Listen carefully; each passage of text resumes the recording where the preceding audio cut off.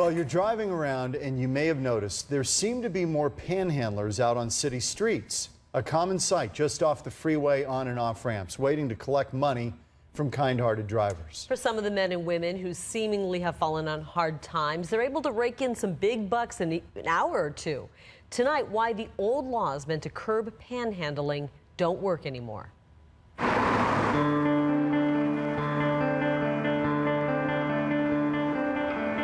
You see them around town, on street corners, or just off the freeway. I give money when people ask for it.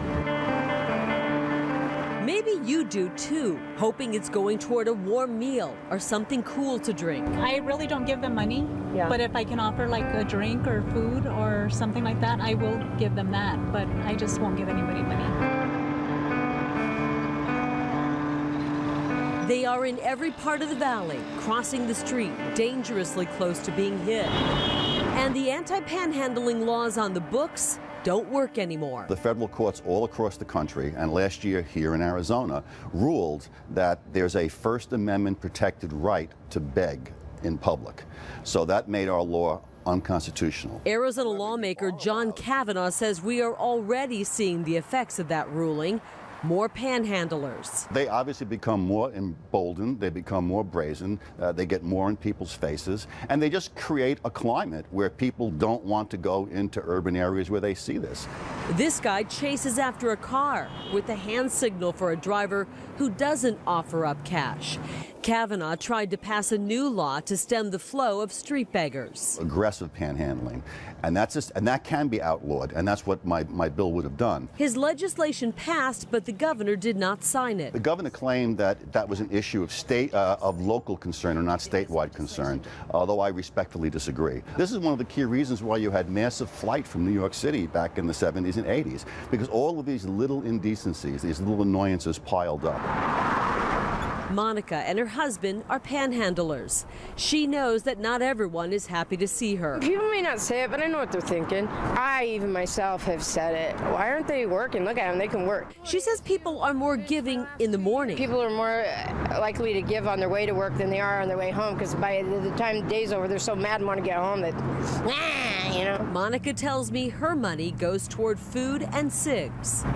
But David, a former panhandler, says most people working the streets are using the cash to feed a habit. All my cases have been for drugs. I've been clean for 4 years. David made enough to feed a drug habit. When I was out here doing it, I've actually had people give me $50 and $100 bills. You know, an hour, a couple $100. You can make a couple $100. Yeah. He says there's a lot of money to be made panhandling. And there were times that I was working to get food, but there are many places around the city here to get food boxes or get fed. Most of the time I was working for something I wasn't supposed to be doing. Giving money to somebody where you're going to feed their drug habit, where you're going to keep them from going to seek true help, doesn't help them. You're just prolonging their misery, and in the end, hopefully they'll reform and get true help. Clean and sober, and now sponsoring others who are getting their lives on track. David's glad he doesn't have to work the streets anymore. I don't regret anything I've done, but today I learned from it, you know, and I don't want to go back there. John Kavanaugh is running for a seat in the Arizona Senate. He says if he's elected, he plans to pursue that panhandling law once again.